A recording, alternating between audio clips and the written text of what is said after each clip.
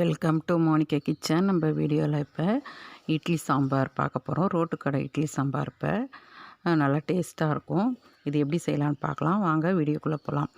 முதல்ல நம்ம குக்கரில் பருப்பு அரை கிளாஸ் எடுத்திங்கன்னா பாசிப்பருப்பு 2 ஸ்பூன் எடுத்துக்கிட்டு அது கூட 2 பச்சை மிளகாய், வெங்காயம், தக்காளி, பீன்ஸு, கேரட்டு, சௌச்சௌவு, கத்திரிக்காய் இதெல்லாம் தேவையான அளவுக்கு நம்ம கட் பண்ணி சேர்த்தாச்சு.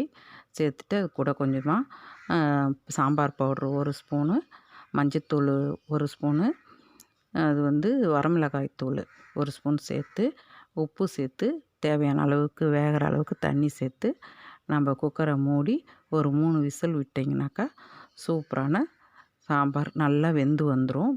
அதை நல்லா மத்து வச்சு தண்ணி கொஞ்சம் வடிகட்டிட்டு நல்லா மசிச்சுட்டு தண்ணியை சேர்த்து தேவையான அளவுக்கு தண்ணி சேர்த்து உப்பு பார்த்துக்கிட்டு தாளித்து நீங்கள் இறக்குனீங்கன்னா இட்லிக்கு சூப்பரான சைட் டிஷ் ரெடி. இந்த வீடியோ பிடிச்சிருந்தால் லைக் பண்ணுங்கள், ஷேர் பண்ணுங்கள்.